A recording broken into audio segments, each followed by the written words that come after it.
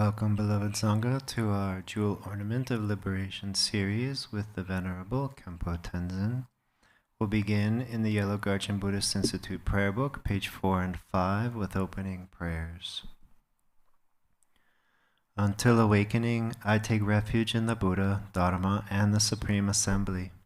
By the merit of generosity and other good deeds, may I attain Buddhahood for the benefit of all beings.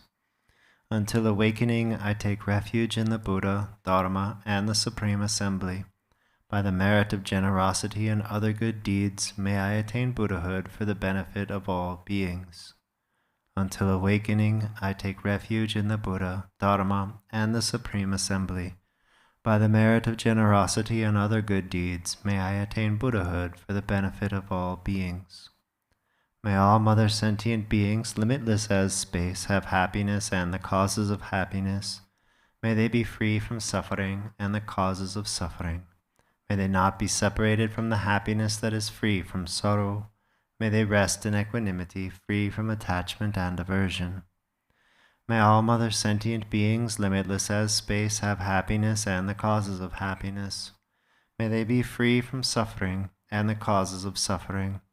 May they not be separated from the happiness that is free from sorrow.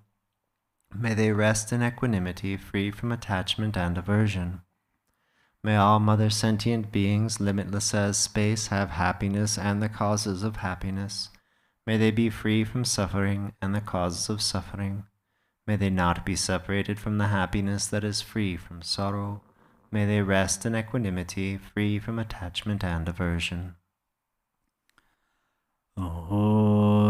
Tangke doje shaje rezon ro yinje me do doje bonjo ba serje lumba da wraji bege shakje jarbe jadung shan zar dorjen jenje de lo na ro da mar ba mala chuje gambo ba pamodre ba jawan gong ba gaju lama namje da jon je da nan da nazara damje da lama la ba la ye je zo zo la zan yo de jam zo nga la wa tin re don jen re be ge lai zo da ge lo chu zon ro war sin je lab do zo chu lam don ro war sin je lab do zo lan tu war se war sin je lab do tu ba yi ju zon ja war sin je lab do zo kan ge din jen re war jong ga ba me ba je ba me ba ta me ba wa me ba ro me ba ta de do men tun je me tu ba nye je she den ba Zobu zanje mananje damba de la zanzar do jinje zawa la maje je ko zon do je sin la da ge ju lam be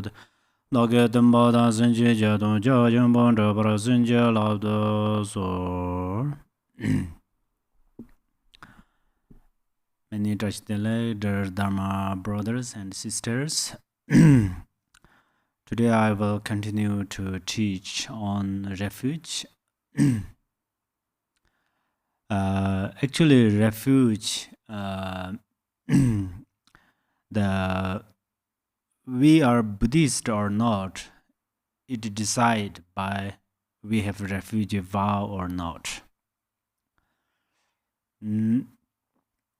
So if we are in the relative truth, if we are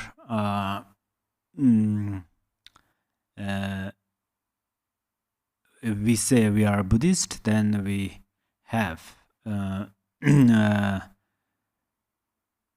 to take a refuge vow. And then our action is non-violence or not harm to other beings, not only human, but all of beings, including environment, elements.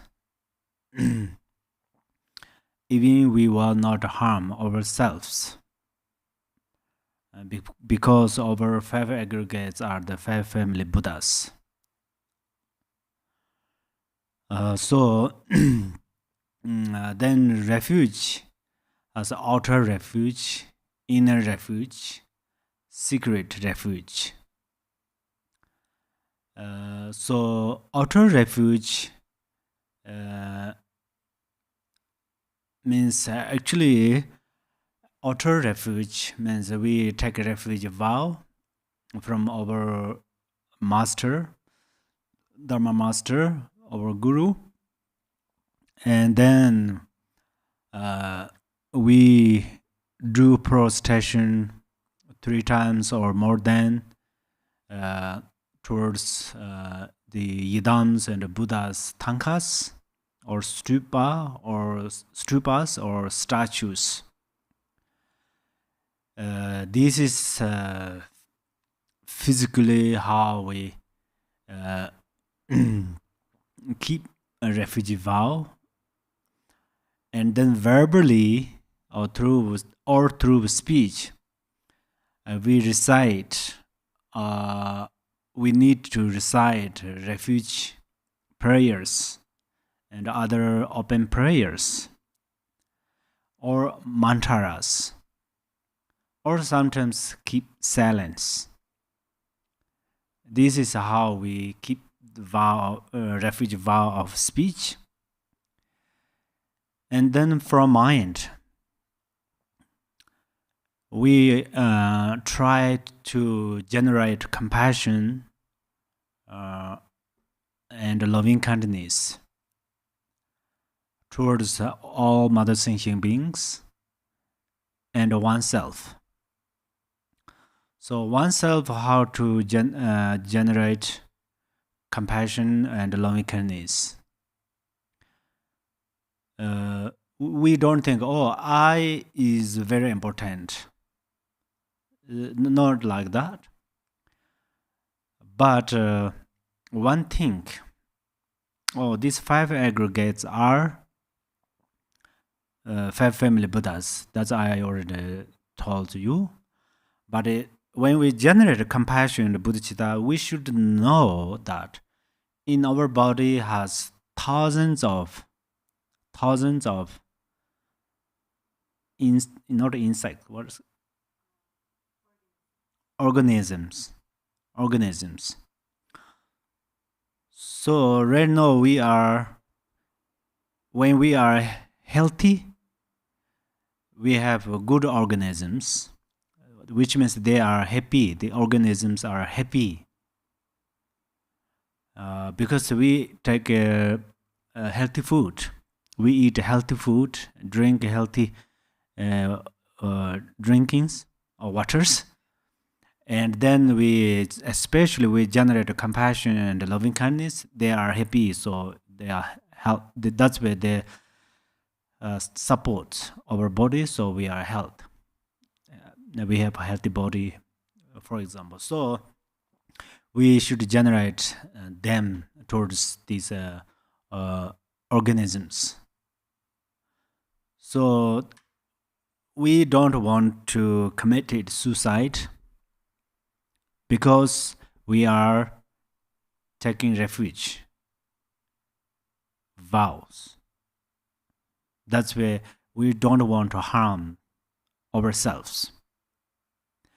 And of course, we don't want to harm others, include flowers and so forth, rivers and so forth. And then there are inner refuge and secret refuge. It's frequently you heard about that, but we will discuss on their later. So then the take refuge, actually it has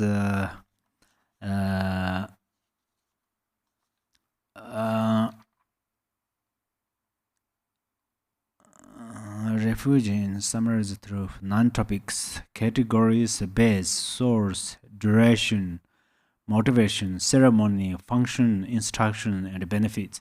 So ceremony, today we do I will teach on the ceremony part. So then ceremony has also the general and the special ceremony. So general parts I taught last week. So today the special ceremony is in the 3 parts: preparation, and actual ceremony, and a conclusion. So these three, preparation, the actual ceremony, the conclusion, these three always we have to practice with these three things. So preparation is actually we recite refuge prayers, open prayers, like for immeasurable prayers, and then actual means then we, for example, meditate. If we are Suttarayana practitioner, then we meditate on shamatha and vipassana, and when we practice Vajrayana, we meditate on generation stage and completion stage, and then we practice other sadhanas, when chant, main sadhana, and so forth. Yeah. Then conclusion means dedication. Dedication is extremely important.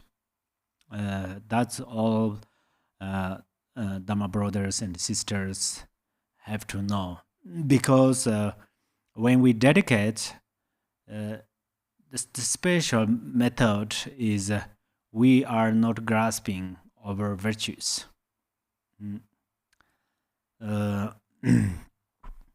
We are not grasping or fixate over virtues, then these virtues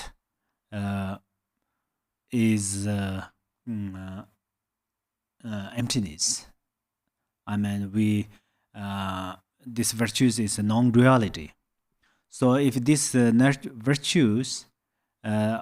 virtues are non-duality, then this fruition unlimited.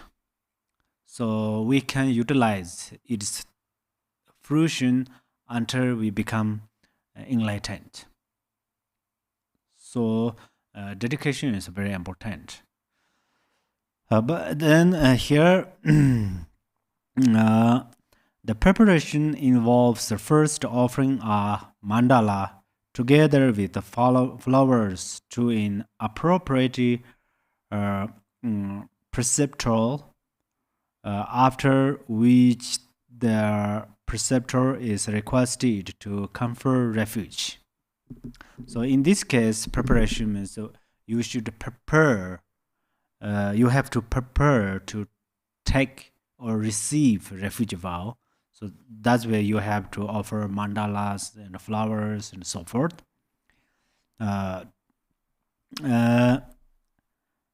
After which the preceptor is requested to confer refuge, provided the supplicant is a suitable person and someone with the Mahayana potential. The preceptor have accepted the request. Well, on the first evening, set up representations of the three precious refuge, arrange offerings, and explain both the benefits of taking refuge and the shortcomings of not doing so. The actual ceremony takes place on the second evening. The supplicant first cultivates the notion that the symbols of refuge on the shrine are the real presence of the most precious refuge, and then pays homage and makes prostrations to them.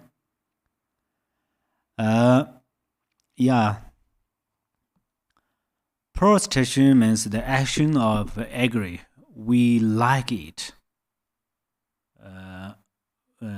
So we respect. So then we we respect the three jewels, or representations of three jewels. We respect them, which means we see those value. There are two reasons, okay? When we focus towards the represent of three jewels, like represent of Buddha's body is tankas, statues, statues, yeah. Represent of Buddha's speech is volumes, Dharma books, and so forth. And the represent of Buddha's mind is stupas. And also, one Sangha has this include one Sangha how to say, has these three representations. When Sangha recite mantras and open prayer books, something like that, their speech is the represent of Buddha's speech. And then when they meditate, keep 7 meditation postures, or they practice like prostrations and so forth, they are represent of the Buddha's body.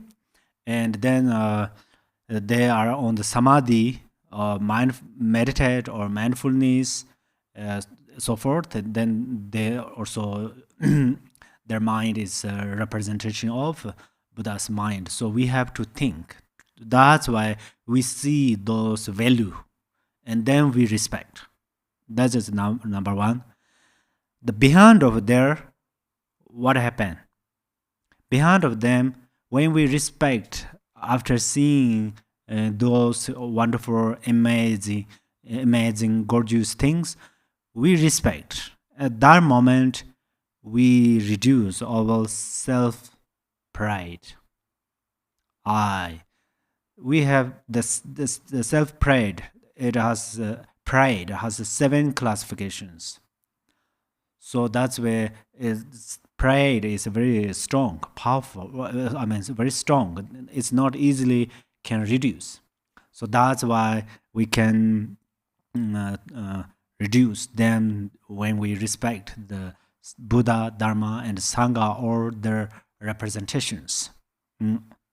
So that's where before we, if we have a very strong pride, then we are become like a ball which turn off, and then turn off, turn over, and then how many with Dharma nectars pull over there, it cannot go inside.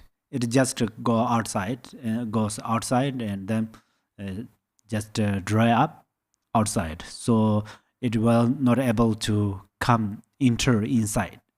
Enter inside. That's where pride is like that. And then so when we reduce or purify our pride, we have our mind spontaneously relax, peaceful.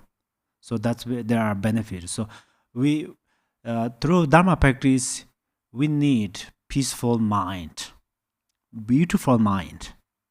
What is the cause? Accusate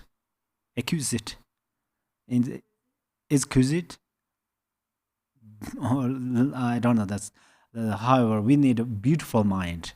Beautiful mind means we need a mind of bodhicitta, loving kindness. Then that is we call beautiful mind. And then when we have a beautiful mind, then we have peaceful mind. When we have a peaceful mind, and then this body, speech, they all come down. They automatically respect to others, and for oneself always relax, tranquility. So that tranquilly. Thank you. So then the following words are the repeated 3 times after the preceptor. So preceptor is, you know, this is English, so you know. And then we have to repeat. Okay, so what should we repeat? All Buddhas and Bodhisattvas, please heed me.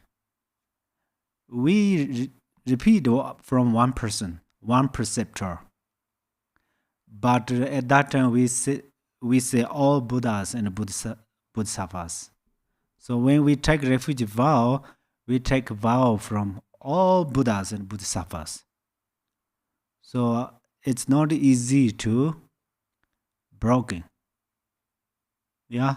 So because you received the vows from refugee vow from all Buddhas and Bodhisattvas, because you invited them, yeah? You means we invited them. We say, all Buddhas and Bodhisattvas, please heed me. Heed me means listen to me. Yeah? I pray, Master, please heed me. Okay, we call to the all Buddhas and Bodhisattvas. And this Master who gives you refuge vow, that is a representation of all Buddhas and Bodhisattvas. I pray from this moment on, until the essence of enlightenment is reached, I, so and I, that you call your name, by name take my refuge in the Buddha, the blessed ones who are the most sublime humans. I take refuge in the Dharma, that is peace and nirvana, the most sublime of all that is free from desire and attachment. I take refuge in the Sangha of realized Bodhisattvas who are beyond turning back, the most sublime of communities. Okay? So why Buddhas are sublime among these humans, for example? So Buddha has many qualities. We say 80 major marks and 32 major minor marks only physically. So only Buddha has amazing qualities on his body. But these qualities did not appear suddenly. I mean, they appears or occurred from karma cause and effect. They are karma effects because they occurred from karma cause. That's why we say karma cause and effect are very important. For example, Buddha has very nice teeth, very nice nose, something like that. So each and everything related his merit. So frequently I request our Dharma brothers and sisters, accumulate merit, accumulate merit. So the reason is we all try to have beauty, handsome, and then well-known, everything, you know. So Buddha, he did not try to do that particularly, but he cultivated the cause of these beautiful things, amazing things. That's where he had. But then Buddha's beauty, handsome, those things liberate many beings from samsara, because those handsomes and beauties are coming from, or those beauties and handsome, those are occurred from the merit, virtues. So then the especially action, physical action, Buddha's special action, which means he, for example, his body when he sit, always sit like meditation posture. As Lord Jigten Sungu said, among the this yoga, best yoga is same like this Buddha Shakyamuni, how he sits.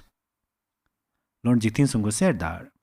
The reason is that when Buddha sit like that, number one, it avoids sleepiness, or dullness.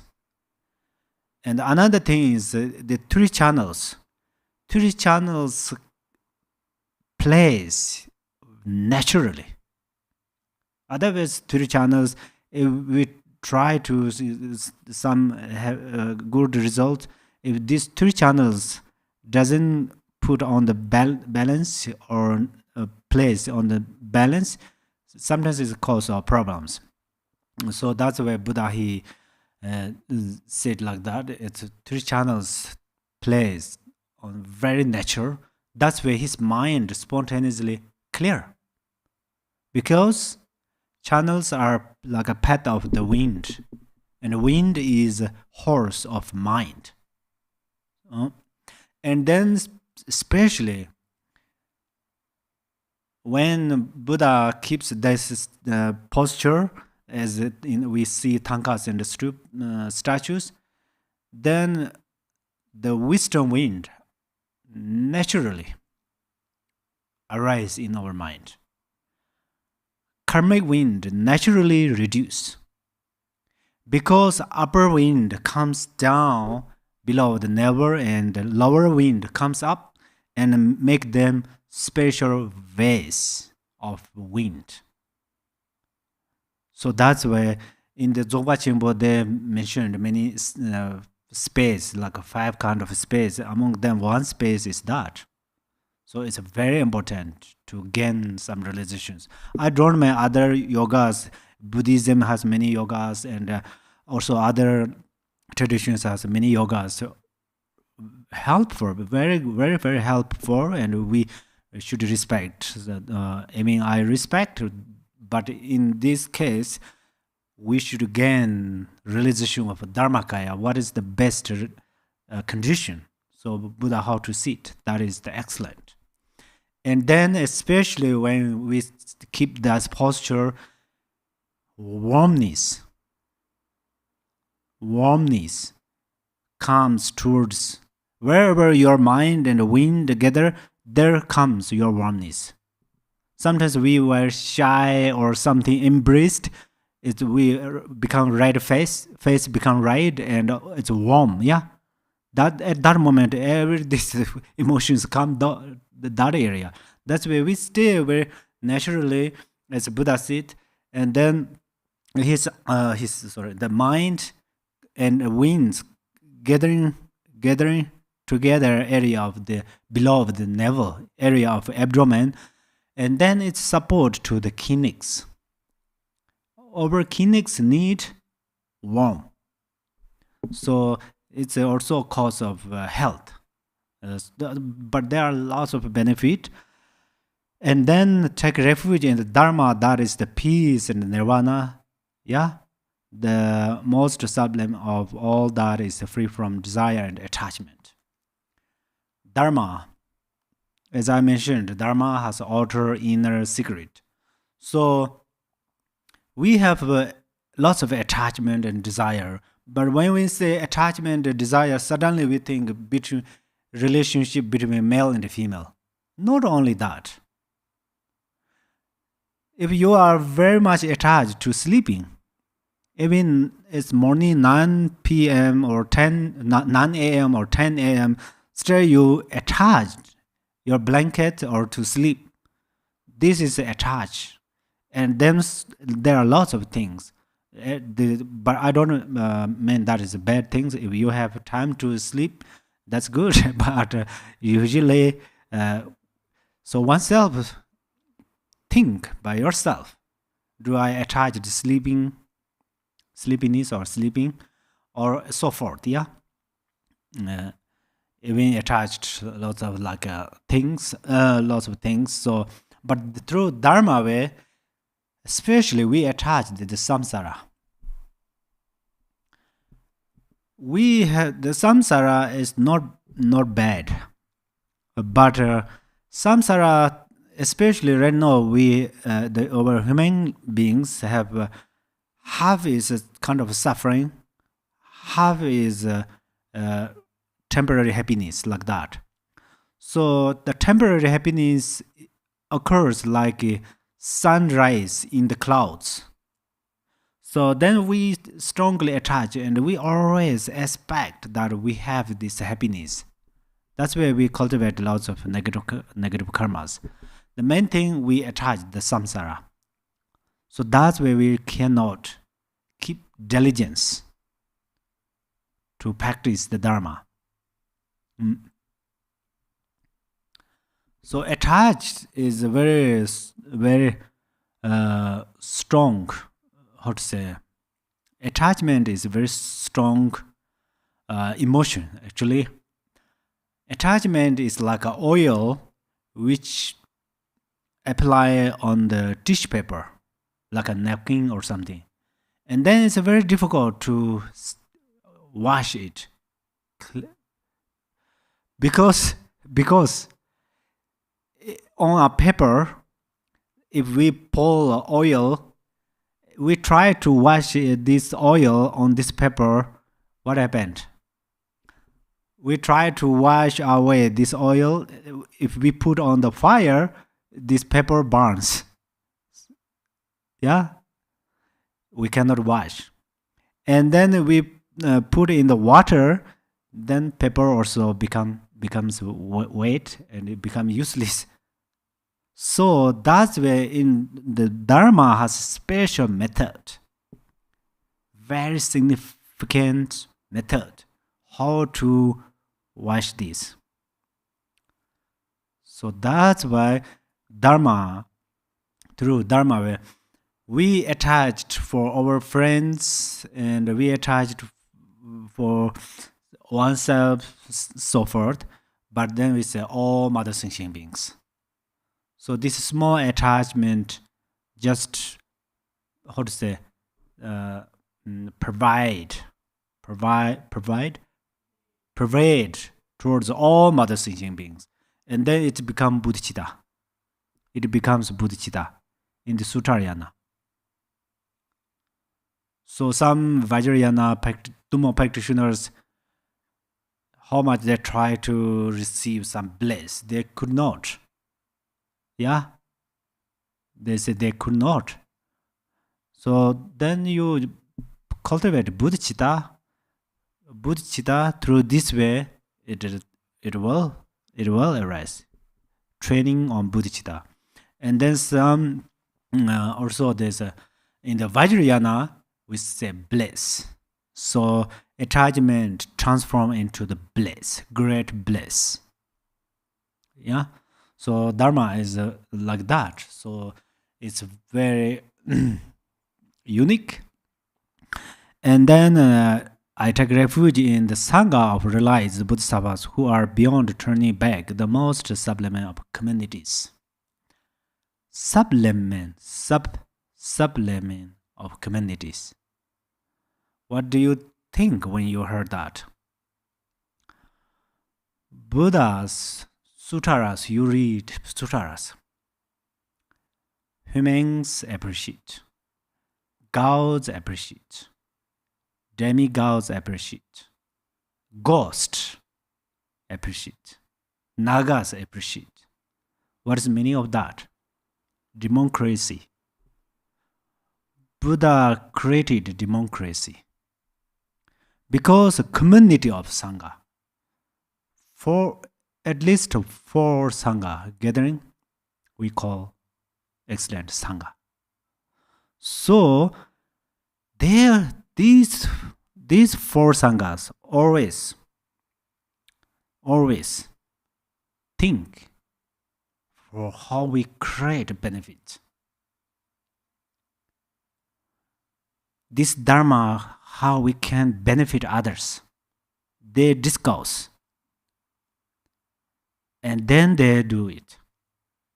That's where the Buddha's teaching, first Buddha's teaching Buddha started to teach, and the gods and so forth, they requested, please teach it. And after Buddha taught 5 Sanghas, Kunshikondhanaya and so forth, in Saranatha. So always, after then Buddha's books collected with many bodhisattvas, Sharavikas and so forth.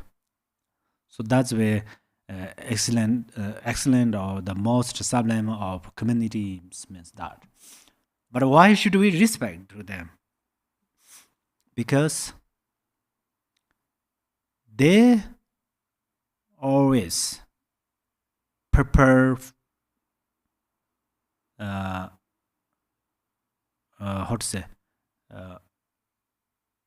Dharma for us. Dharma for us. So however, if we trust them, they will never mislead us.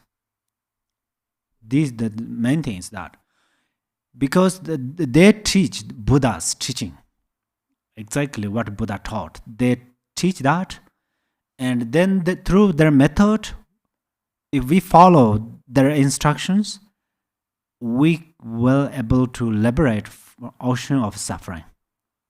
The main thing is that,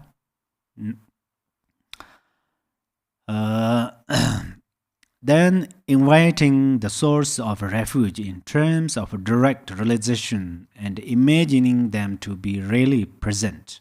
Homage is paid to them and offerings made, thinking, whatever I do, you are aware of it. Following these, the refuge prayers as above is repeated. Next, in terms of the one and only essence as a source of refuge, homage is expressed. Offerings are made and refuge. Offerings are made and refuge is taken in a way in which the 3 spheres are totally pure, since all phenomena have been from the very beginning without self-entity and without any truly existing nature. The Buddha, Dharma, and Sangha must be envisioned as also being thus. Okay. These phenomena, we see lots of forms and colors. We hear lots of sounds. So all of these subjects, those subjects of 5 or 6 sins,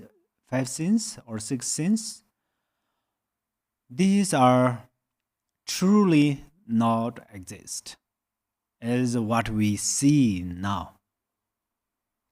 So only Dharma explain it about it. Number 1, in the Dharma, it says everything is impermanent. Everything are impermanent.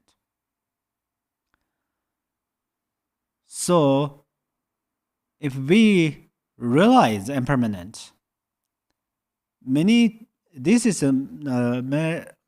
Dharma practitioners have that question or this feeling. Non-Dharma practitioners may not have. So they think, if everything impermanent, and then we always focus on the impermanent. So then, what is the benefit? Since we reflect on impermanence is negative,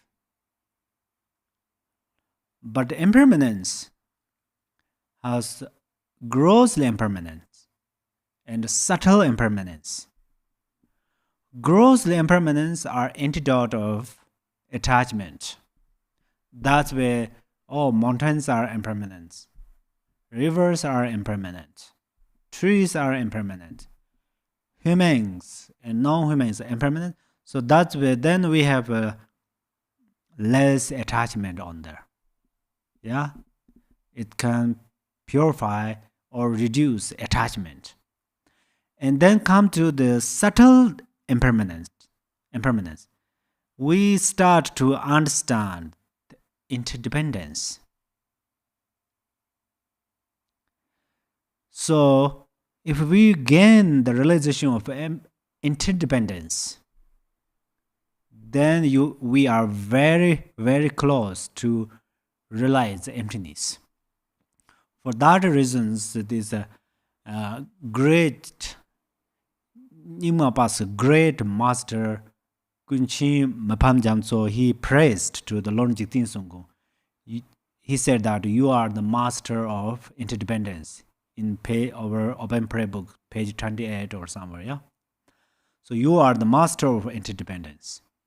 That means Lord Jigten Sungku knows very subtle impermanence.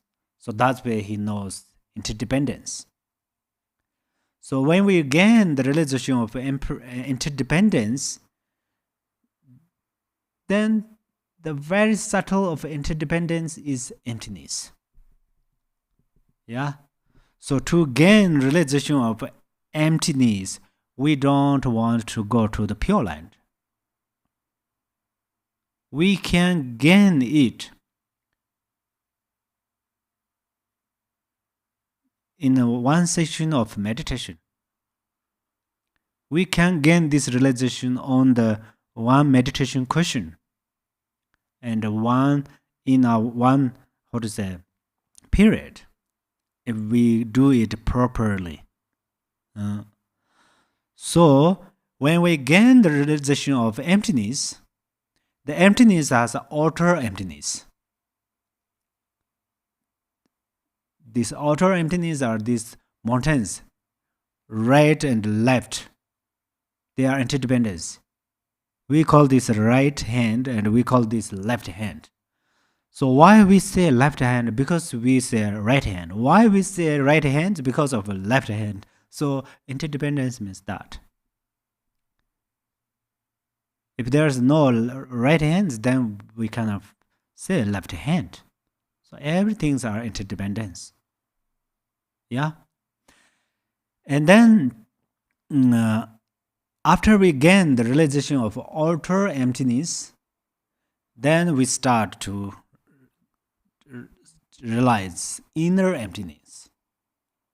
That's what Milarepa said. Look, don't search Buddha outside of your mind, but look at your mind.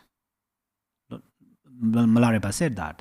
So that's where we have to gain the realization of emptiness, inner emptiness. So through then, if we are waiting to gain these realizations for eons, it will not come. We were not able to realize. But we follow Dharma, and through Dharma methods, we can gain these realizations in a one period if we do properly or exactly. So that's where it extremely, extremely means it's the take refuge Dharma is very important. Where we are, the Buddha, Dharma, and Sangha in okay. Since all phenomena have been from the very beginning without self-entity and without any truly existent nature, the Buddha, Dharma, and Sangha must be envisioned as also being thus. This is the inexhaustible refuge, the permanent refuge, eternal refuge. Okay. Another reason, we have a dualistic perception. Right now, we all have a dualistic perception. We say, oh, this is a mountain, or this is a river. We all have that. Even in the daytimes, we have this perceptions. In the dream, we have same dream. We thought this is real fire. That's why if we touch it, it burns. When we thought, oh, this river is a very big river. If we don't care about that, this river carries away. That's why if we jump on the river, it carries away. So when we have this perception, we need a protector. We need a protector. So then who can protect it from them? Who can protect from river, fire, and so forth? Only Buddha, Dharma, and Sangha.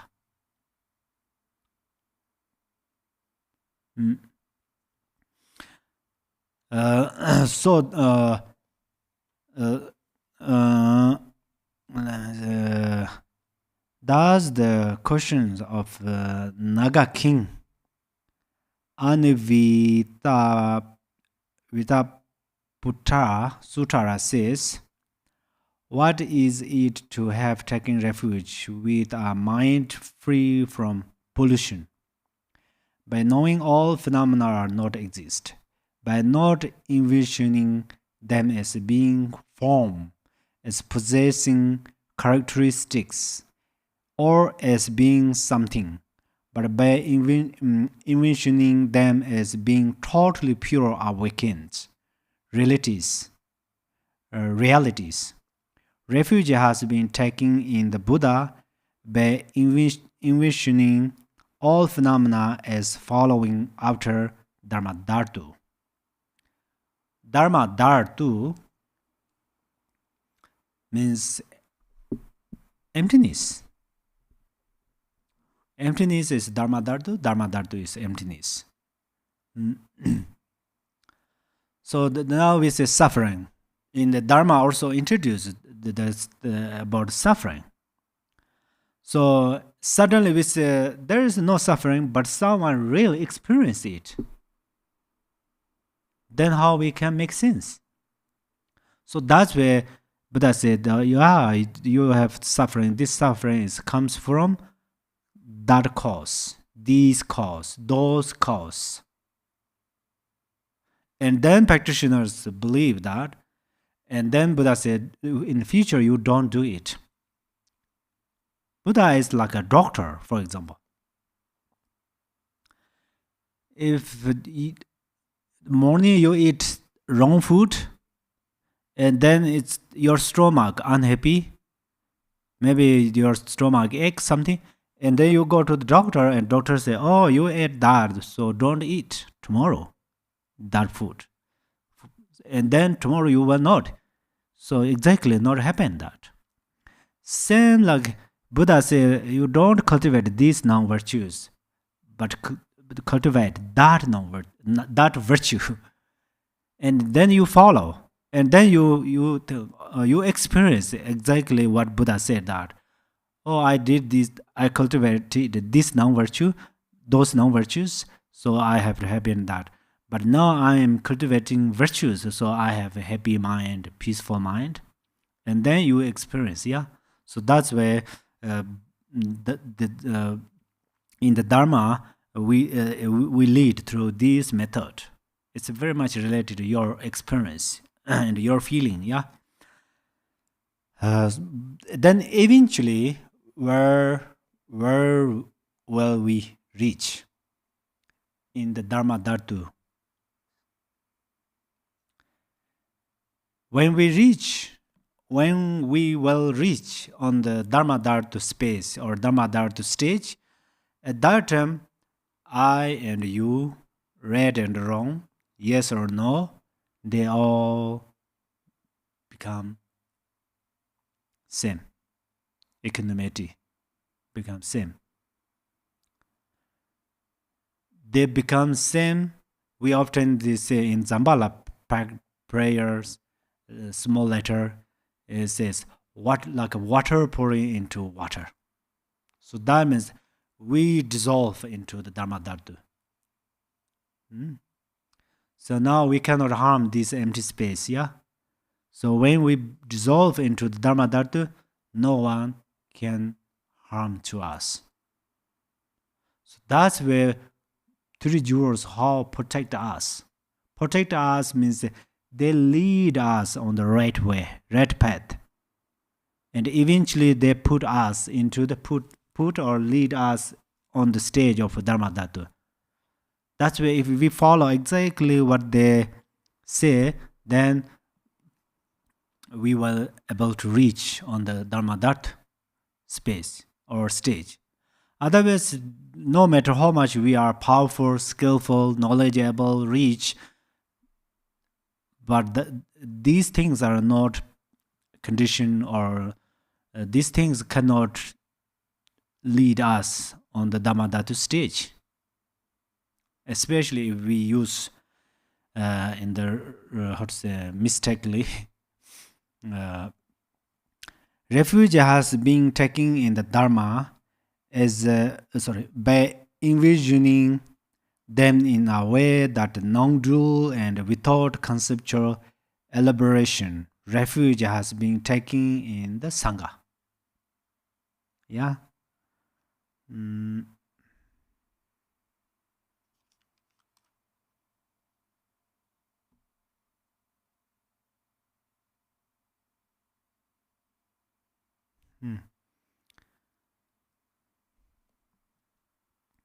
Sangha introduced non-duality. See, we always think, oh, non-duality is mentioned only from Mahamudara or Zopa Chimbo. I'm talking to their Dharma friends. Not Dharma practitioners, non-Dharma practitioners, they don't have that feeling. But we always expect the Mahamudara Zopa Chimbo. That's wonderful. And then we ignore about these lamrams and those preliminary practices. So see, in this text, Gampopa already mentioned non-duality, even in the refuge part. So that's where if we can practice exactly the right way, so then Mahamudara and Zopa Chimbo are extremely important, but we can gain those realizations in these Lamrim practices. So we have the proof like that. Yeah. On the third evening, there is the concluding ceremony, during which Thanksgiving offerings are made to the most precious source of refuge. Thanksgiving. There's Thanksgiving. Yeah, of course we should say thank you, because generally those some give us some material things. It's amazing, it's helpful. They are also bodhisattvas, really. They really greatly benefit to many beings, but especially when we receive a refugee vow, that's it's how to say, we should say this, we should, how to say, we should say thank you. Yeah, thank you, because it's a very important thing we received. Seventh, even our parents cannot give it. Our parents gave us the body. We can say our parents gave us our body, but they cannot give refugee vow. Some parents possible, because they already has these qualities, but majority of our parents, they cannot give it. Of course, we are so grateful them, but they cannot give this refugee vow. So seventh, concerning function of refuge, the ornament of Mahayana Sutara says, it is the highest refuge because it protects from all sorts of harms, from the lower states, from unskillful action, from the ego view of the perishable composts, and from lesser vehicles. Okay.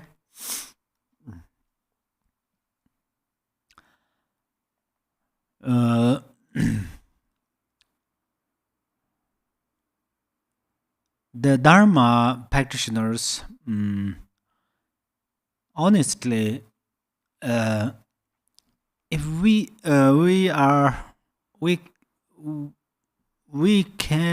cannot practice exactly what Dharma path instructions says, but we can do 50%, 70%, 90%, 99%.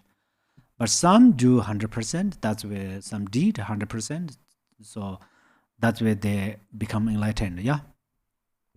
But all Buddhists, if they can do 100%, exactly as this Dharma path instruction says, we become jewels in this world.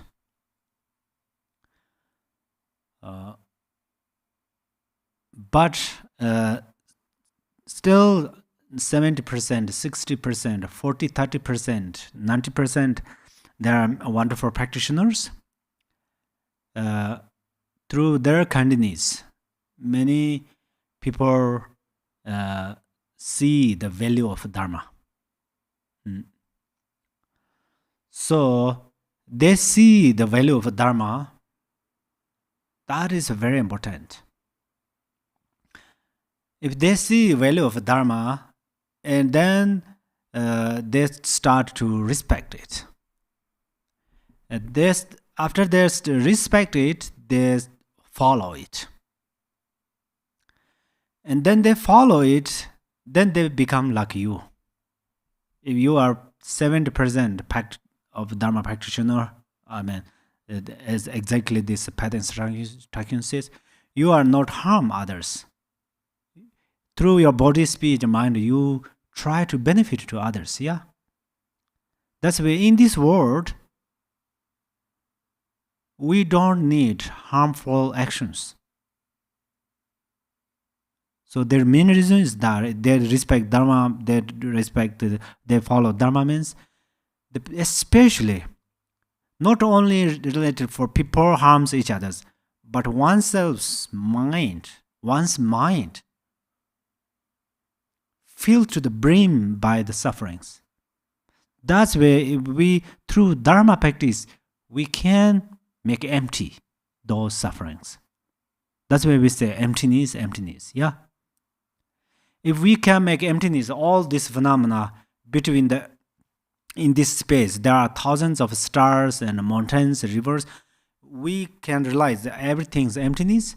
Then in the space of our mind, those sufferings are easy peasy to make emptiness through Dharma practice. So that's where they have less suffering. They have less problems. So that is for that reasons we have to let them know Dharma. Let them practice Dharma. Otherwise, everybody has freedom, whether they follow Dharma or not. We don't want to say you should follow Dharma. Dharma is best. Don't mean like that. There are wonderful other practitioners. They are also very, very great. So we don't want to see or say those activities are bad or something like that.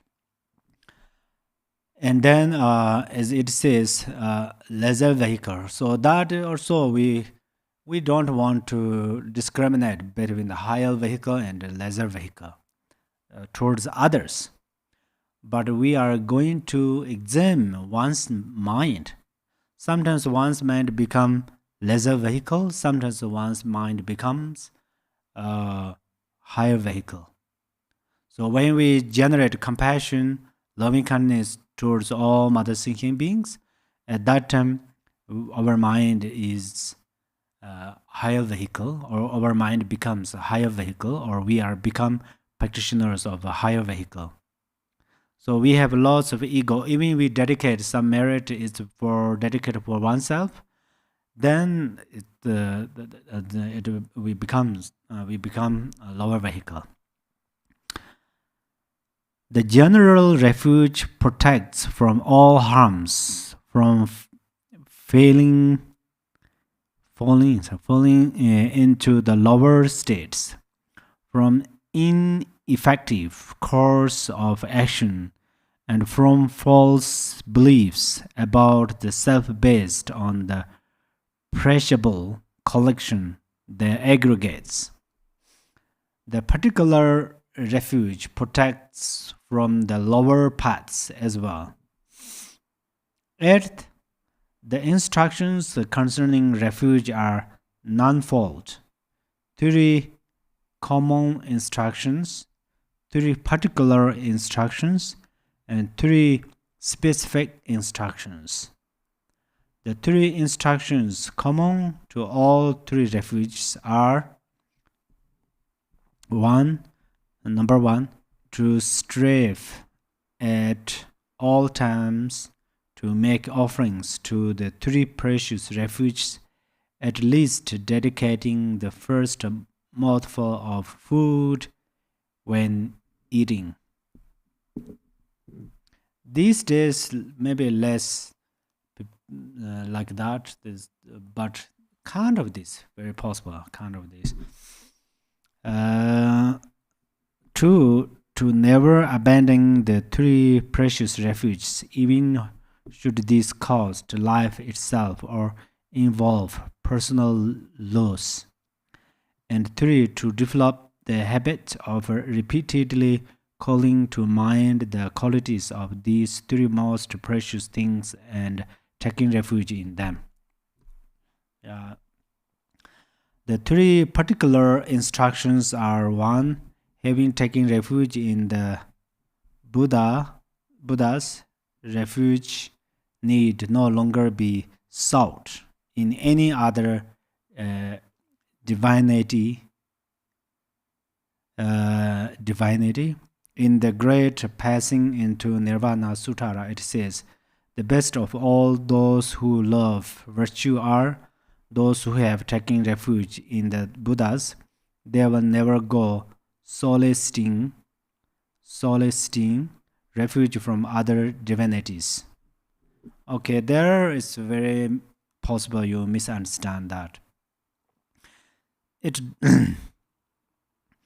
it does not mean you don't allow to respect other divinities. So of course you can respect. Actually, there are many divinities are the Bodhisattvas. They lead in different methods. So one can respect. Don't make more kind of narrow-minded, But in this case, what should we understand? Kind of these things are frequently it's mentioned in this refuge session. So that means if you are going to reach in Dharma Dhatu space or Dharma Dhatu stage, then only we can reach through the Buddha Dharma Sangha's vow and practice to those methods. Okay? Otherwise, these other divinities, they greatly benefit for solve the problems and benefit in many ways. So that's where it does not mean the discriminate between the other divinities and over 3 jewels. It does not make a difference. Discriminate between them. So this is very important. So, for example, it's if you are going to the top of a mountain, there is no vehicle route, and then you have a great vehicle. It's a very great vehicle, but you cannot drive that vehicle. This vehicle benefit a lot. So you can go to the town and you can travel many places. So that's where it. But if you are going to the top of a mountain, this mountain has the road is only horse and or walk, something like that. It's so that in the Dharma introduced like that. Hopefully it makes sense for you. So we say, for example, if you are going to the top of this mountain, there is no vehicle route. You should read this horse. Read this horse. If you drive a car, there is no road. When we say that, it does not mean it says horse is best and vehicle is not bad. It does not mean like that. That's where you don't misunderstand. You don't want to misunderstand, okay? So, but what should we understand is that. So we already mentioned the vehicles are good for traveling in different places wherever it has a route. So same like that. Having taken refuge in the Dharma, harm should not longer be done to any sentient beings. The Sutara says, having taken refuge in the noble Dharma, a person is removed from a mentality of harm and violence. See? So don't harm, don't don't harm but remove from a mentality of harm and violence. So that is a great saying, yeah. Then 3, having taken refuge in the Sangha, trust should not be placed in the misguided. The Sutara says, those who have taken refuge in the Sangha will not side with the Tritikas. But it's same thing, Tritikas. So it just, here we have to understand, it does not mean some kind of group of religion or practitioners. It does not mean, I already mentioned, among other religions, there are many Bodhisattvas, really many Bodhisattvas. We know some because they greatly benefit, greatly. So they are great Bodhisattvas. But then here it says, when we take refuge in the Sangha, trust should not be placed in the misguided. Yeah, misguided. So even it's your this roommate, your siblings, if they say, oh, there's no karma cause and the effect, there's no karma cause and the effect, and then you don't follow, means that you try to help to introduce there is a karma cause and effect. Whether your roommate or siblings, they become Buddhist or not, this is not in a rush. But if you can introduce karma cause and effect, it's really greatly benefit to your siblings or your close ones, your friends and so forth, your roommate or so forth. Because karma cause and effect, when we believe in karma cause and effect, our action is spontaneously become very well. Yeah, of course, sometimes it's possible. In English, it says impossible is possible.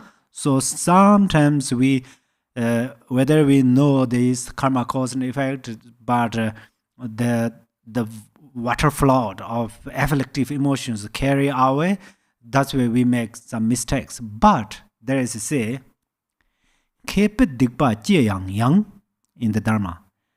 Scholars cultivate serious non-virtues sometimes. So serious non-virtues are serious, but this result become light, not heavy. What meaning of that? So as I mentioned, sometimes a very strong water flood of afflictive emotions carry away. So some those scholars, the Dharma scholars, made some mistakes. But then why this result become light?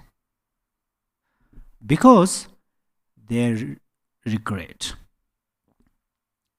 Because they already know. The Buddha said that, Dharma masters said that, Gurus said that, Mahasiddhas said that. So, definitely I made big mistakes, and they regret it strongly. And they apply 4 powers. Actually, these 4 powers coming soon, that section. So, apply 4 powers, and then confess those non-virtues. That's where this result become light. And then Lumpu Dikpa, it's opposite of this. Is if we don't know about these Dharma things, karma cause and effect, and these things, we cultivate non-virtues. In the Kunzang Mula Samhita Bhattara, it says, Pakcha Remji Tebale, gradually we cultivate imprinting of afflictive emotions. And then it's become very thick. Like a milk becomes yogurt. After milk becomes yogurt, it's so hard to make again it milk, yeah? Same like that. So, because I'm not criticized, of course we are not criticize each others, but it's the object of compassion, because they don't know. That's why they cannot confess it. Even they think, oh, I'm super, I did great. After kill a cow. After kill a cow with one punch, and then say, oh, I'm very strong because I could kill cow with one punch, yeah, something like that. So in reality, they killed this cow. Like, this is example, but I don't mean these people do like that. However, you should introduce your romance sincerely. Don't be like action of I'm a scholar, I'm Dharma scholars. You don't know. That's why I introduce you like this karma cause and effect. Then other your roommates or siblings, they cannot agree that because they are a human being. So that's why you should, if you sincerely share, then you have no problem. When you sincerely try to introduce about karma cause and effect, if they disagreed or they reply some bad actions, this is become cause of patience. So your patience developed. So you have no problem. Yeah. So okay, then where we are, the 3 specific instructions are: 1, respect should be shown for image of the Tathagata, whatever they may be, from a small image, molded in clay upward, because they represent the real, most precious Buddha. First, Tathagata. What's the meaning of Tathagata? Tathagata means there's 2 ways we can explain. Tibetan called Devyin Shikpa. So in Sanskrit, Tathagata. So that means they see path of karma cause and effect, and they follow in the law of karma. They follow law of the karma. They above, obey. They obey law of karma. That's with Tathagata in the relative truth. In the ultimate truth, they see the Buddha nature, Dharma Dhatu, and then they know how to reach there, and they exactly go this path. That is we call Tathagata. Okay? Then there's, we should respect the Tathagata's statues, even that quality is like a clay and something like that, even small part. So their statues, generally the Tathagatas and Buddhas, they are thoughtless. They don't have thoughts. That's why they have no expectation that someone respect or not. Yeah, that we all know. Especially the statues or stupas which made by clay, if we put under our feet, they have no problem. But from ourselves, we have to respect them. That improve very important things. Mindfulness. In the Tara practice, it says, mindfulness, Mother Tara, please protect us. Tara means mindfulness. When we have mindfulness, we gain great benefits. Yeah. So when we respect this small piece of tankas or these statues or stupas, even the qualities are clay and so forth, our mindfulness improve. Mindfulness means we remember 3 jewels. So there is a story. One person punished another person and whip. And at that time, that person recite 3 refuge prayer like I take refuge Buddha, take refuge Dharma, take refuge Sangha. But he did not punish that you should take refuge Buddha, Dharma. But he just punished other person just to say from his mouth. But then that person come across the long bridge. Then that person met a ghost. That ghost is a very serious ghost, but that person also harmed his body because another person whipped, yeah, beat or beat. So that's where then he remembered that, but he remembered the sound, the taking refuge Buddha, taking refuge Dharma, and then that person is a very this ghost could not harm to that person. This is actually a story, but like that there are many ways, and also yeah. So there's many benefits about that. Then respect should be shown for the volumes and collected works of scripture from a mere letter of scripture upward, because they represent the most precious Dharma.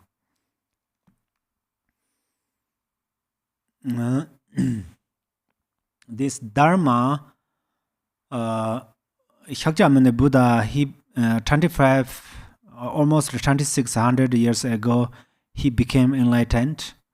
But all of his teachings, in the Suttarayana we say 84,000. Actually, 84,000 is not exactly our number. 84,000 is, I'm not sure 100%, but I little investigated about that, analyzed it all that. India probably said that everything, or is the complete.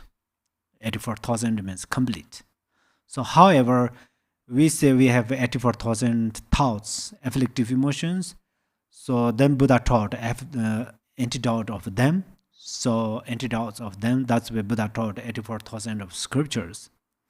And then in the Vajrayana, it says that,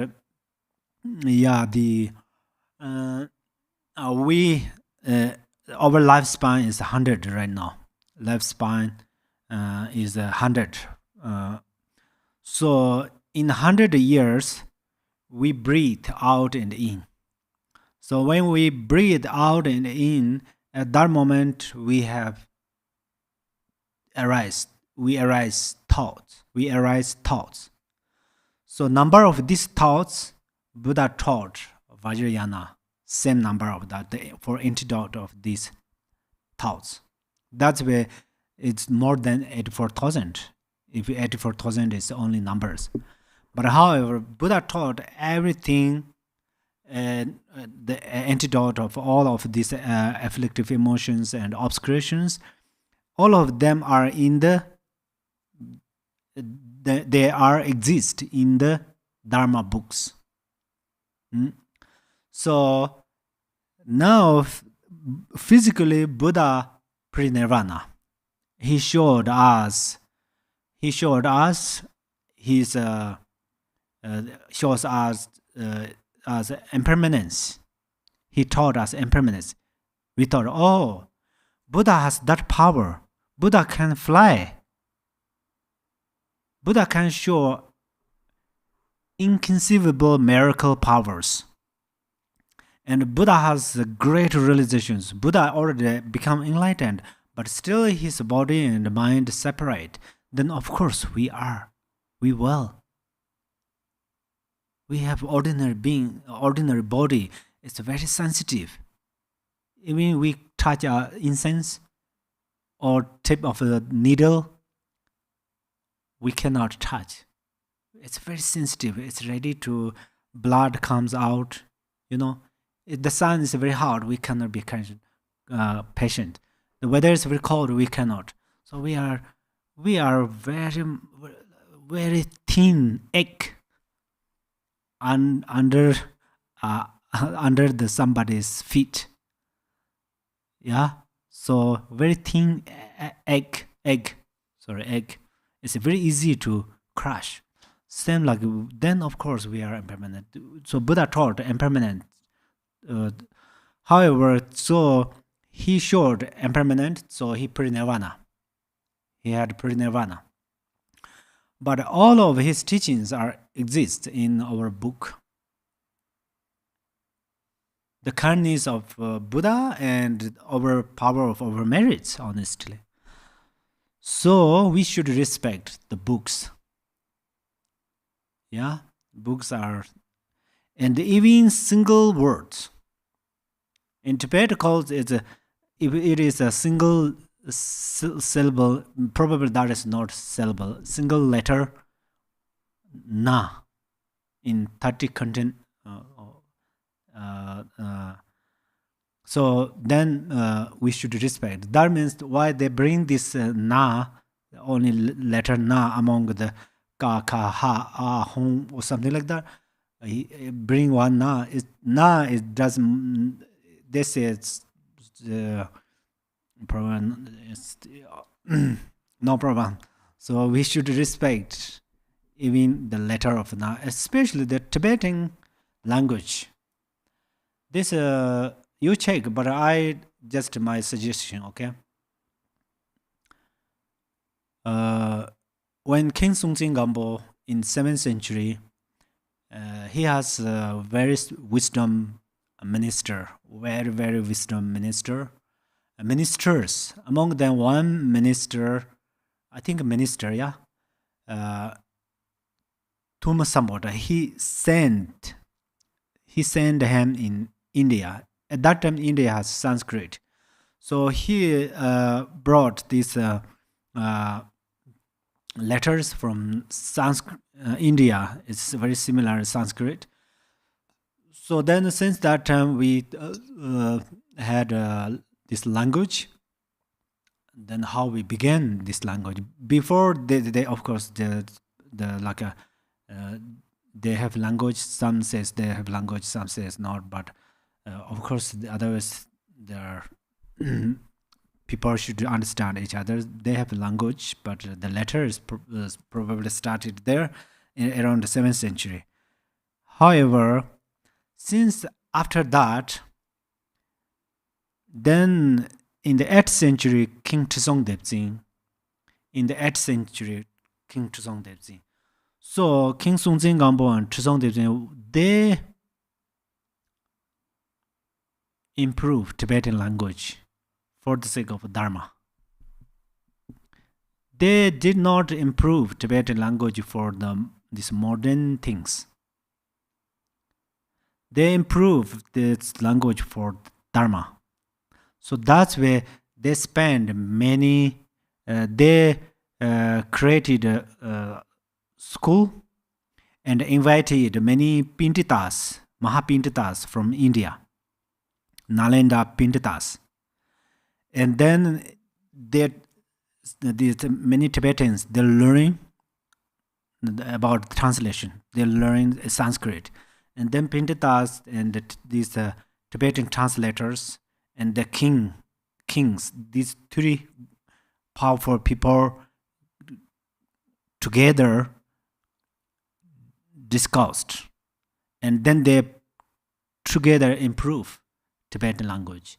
That's where this Tibetan language, they say it's very good in the Dharma, meaning is that. And then, so now what I try to say is, these Dharma books, actually any languages, no matter any languages, the Dharma books, we should respect. And then these Tibetans, the most they improve Dharma vocabularies in these languages. Yeah. So, however, we have to respect the best. How to respect? Before there are a story. My word perfect teacher in this book has also this story. Actually, one person coming on the road there, they found a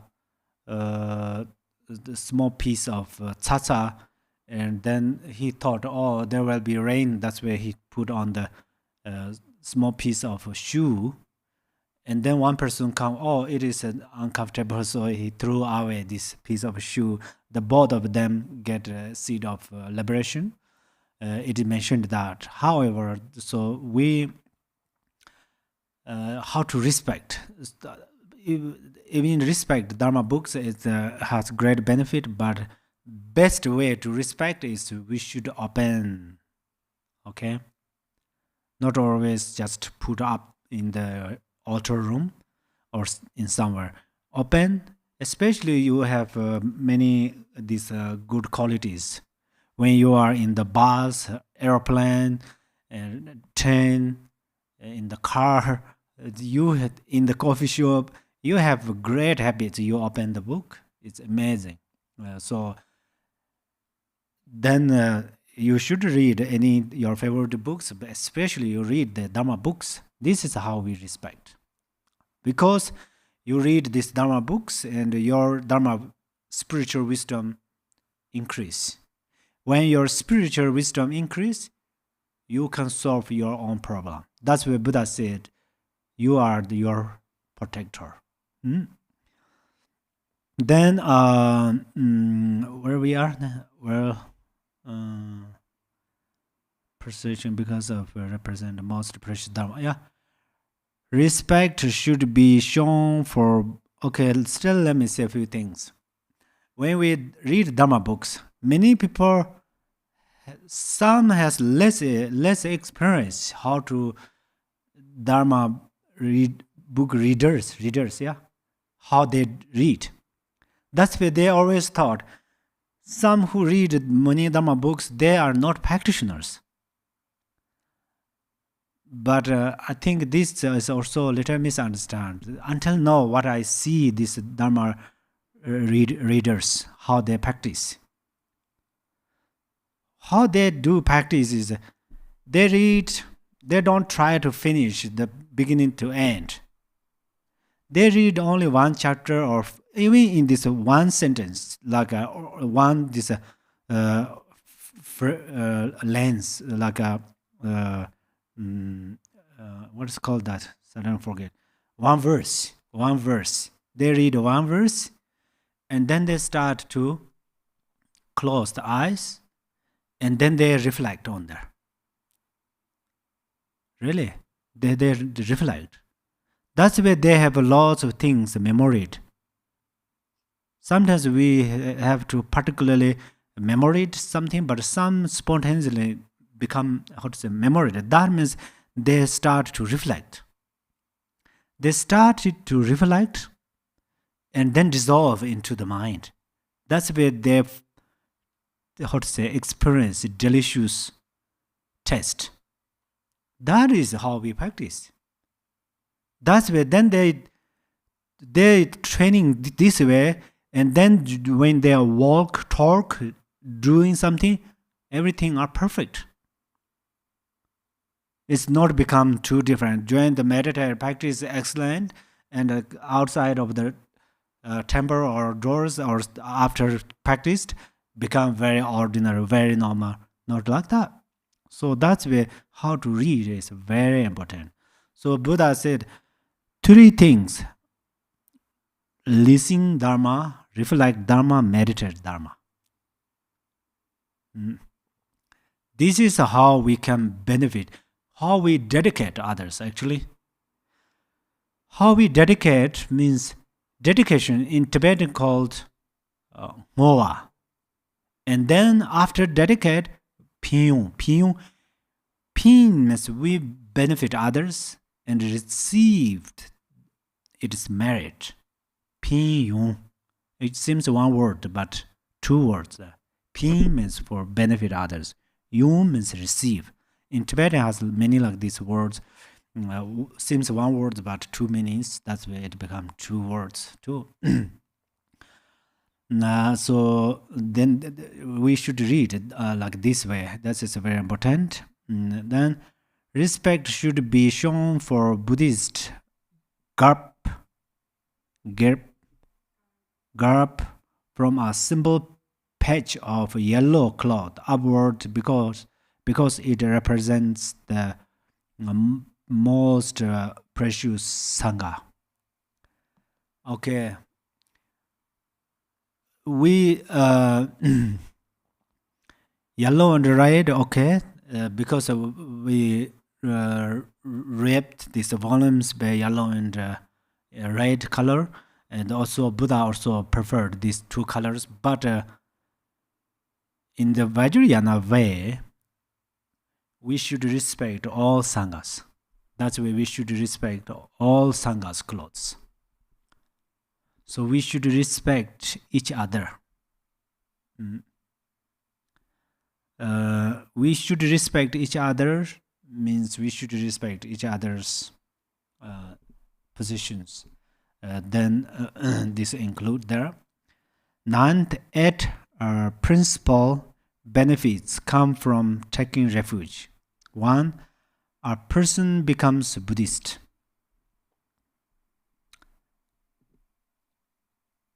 I think it's okay to say internally we all Buddhist because we all have a Buddha nature. Dogs are Buddhist, cats are Buddhist, lizards are Buddhist, snakes are Buddhist. Yeah, internally. But externally, then there are different traditions and different ways. So without take refuge vow, we cannot say we are Buddhist. So that's where whenever we take refuge vow, whenever we received refuge vow, we become Buddhist. Yeah. Number 2, it is the base for all the other precepts.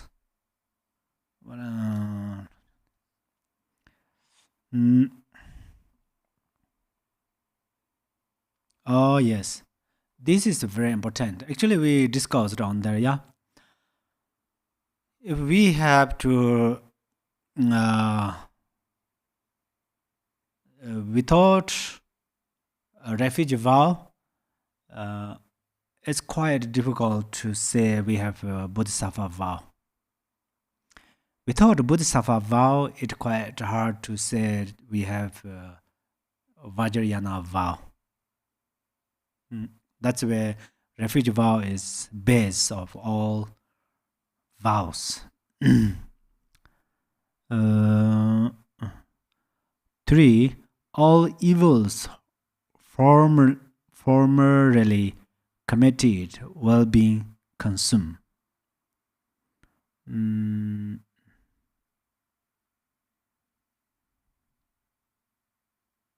Oh yeah. So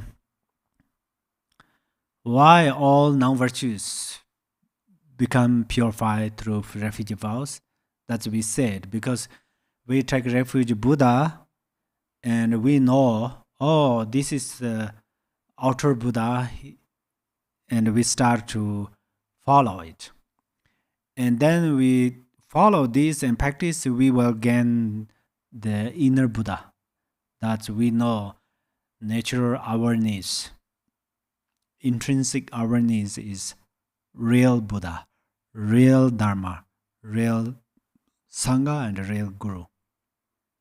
When we know it, then all of these obscurations are like a snowflakes on the very hot stone. They just, which means if we are engaged some kind of thoughts or different perceptions, and then but we will not cultivate imprinting of non-virtues.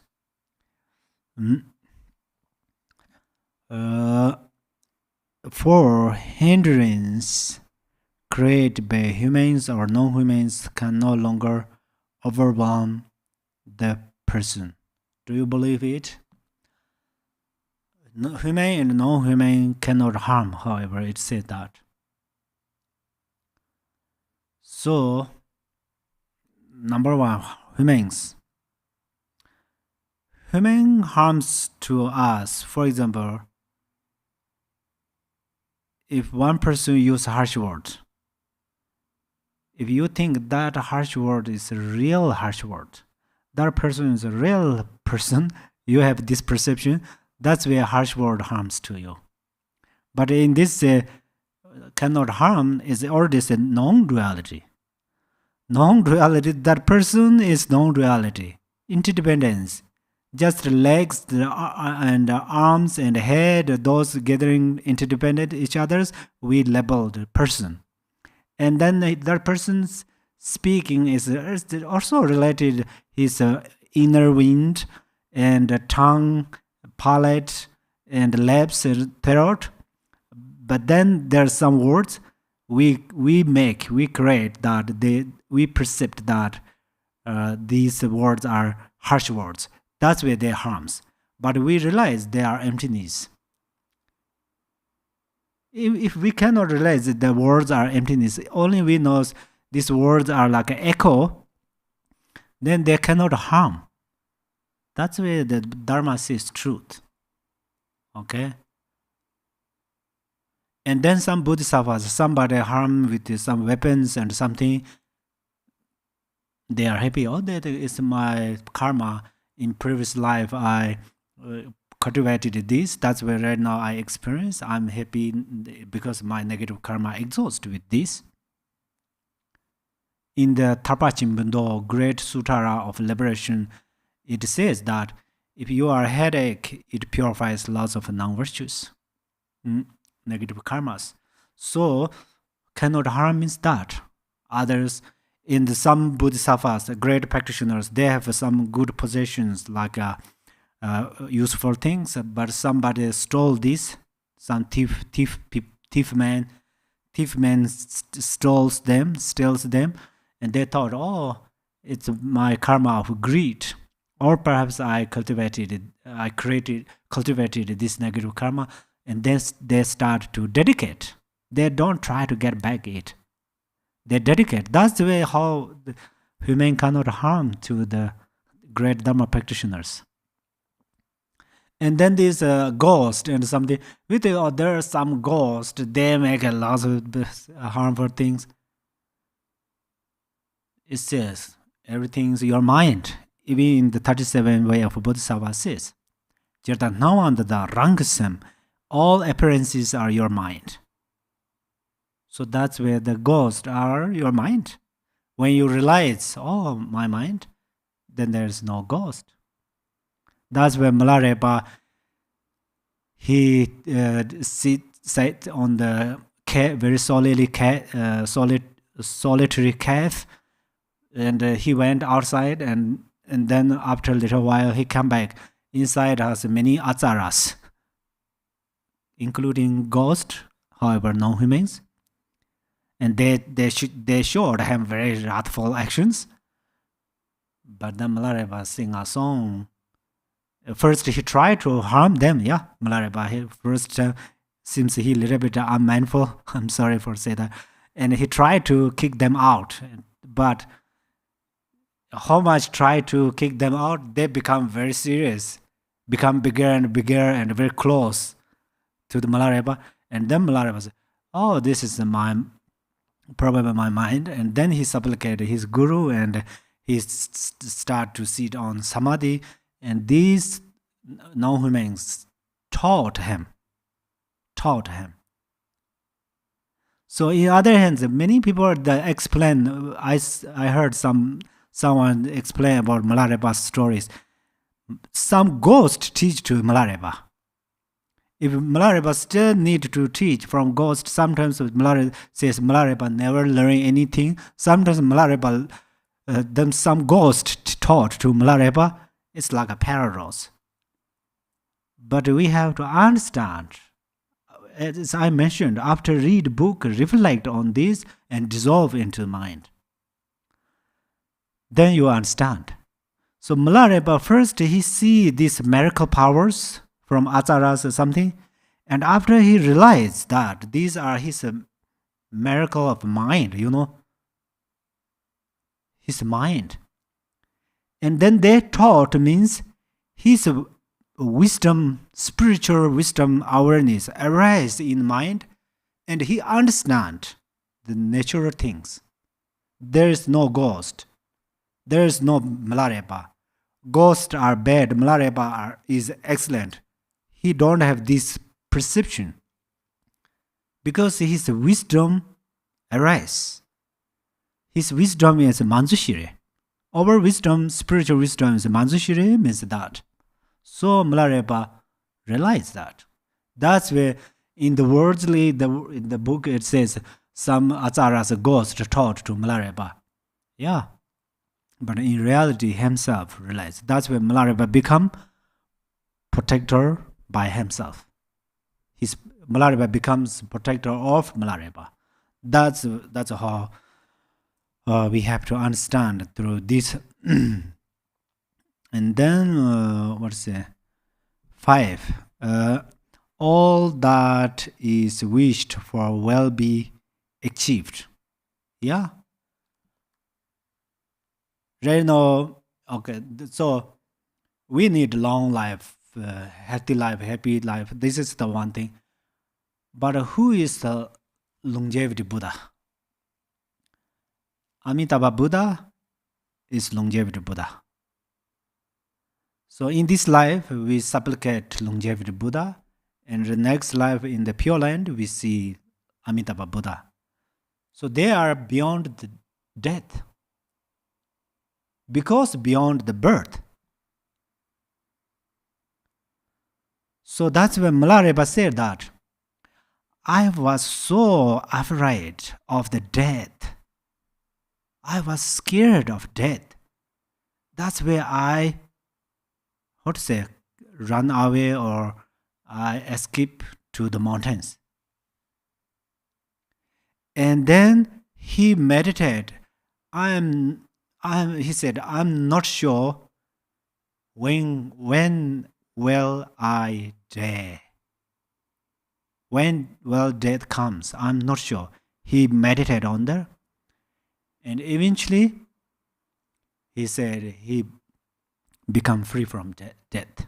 So that means he is not afraid of death because he realized. So Milarepa said in Tibetan, "Ngan chiwenjing the relative namchi chami gomgomne chiwenjing paporn tar." So which means I already tried to translate that. So what is it? Usually we think, oh, 4 thoughts are not so important. These are lower part. I need very higher. Milarepa himself, he practiced 4 thoughts. So I'm afraid of death. Yeah. That means he again impermanent. And then he went to the mountain and he meditated on impermanence. He said, I'm not sure when I will die. And then seems if Milarepa meditated too much, I'm not sure when I will die. That's where he's scared or afraid of the feeling of this afraid will remain in his mind. No. Eventually, he liberated from this scared. Which means he realized subtle of impermanence. Subtle of impermanence is interdependence. When he gained the interdependence, he gained emptiness. When he gained the emptiness, then he realized there's no death. That's where he liberated from there. The person will not fall. Okay, and this is one achievement. Another is then Milarepa become enlightened with one body, with one life. So we all have this because we already have precious human life. We already have precious human life. So now we have precious Dharma spiritual gurus. We understand that we are not illiterate. We are literators. What say? We can read. We can read books. We can understand. So everything are in front of us. So why not we can become enlightened? The sixth, great causal merit is accurate. Great causal merit, great merit, however, great merit. If we have how much money or other things, we can benefit few countries maybe, or few families or friends or few people or something like that. But all mother thinking beings only through our bodhicitta can benefit. That's where this is the great causal merit. So we understand, we know how to generate this. Yeah, the person will not fall into the lower states. Yeah, this is everyone. The seventh, the person will not fall into the lower states, and it will soon become truly and perfectly enlightened. The first point in this overall session on the persons whose lives constitute a base for bodhicitta discussed the necessity of having Mahayana potential that is belong to the Mahayana fold. Mahayana potential means when we have motivation that I would like to benefit others. I would like to benefit others. That is Mahayana potential. I think all Dharma practitioners have that because when they take refuge vow, they take refuge vow for the sake of others' benefit. The second concerned the need to have taken refuge as explained above. The third point deals with the need to have taken one of the Bhakti-moksha commitments. Okay. Today we stop here. And thus our teachings, listenings, and reflectings, and meditatings, all of them combined with 3 times and 10 directions Buddhas and Bodhisattvas married together, and sincerely we dedicate it for welfare of all mother sentient beings. Please arise bodhicitta and then we dedicate, okay? Chanchu semjo renpo che ma je ba na je jor je ba nyam ba me ba ya kone konde pe war jo. May bodhicitta, the precious and supreme mind, arise in whom it has not yet arisen. Where it has arisen, may it not decline, but ever increase higher and higher. Thank you so much. May you have a happy, long life. Thank you. Thank you so much. Okay.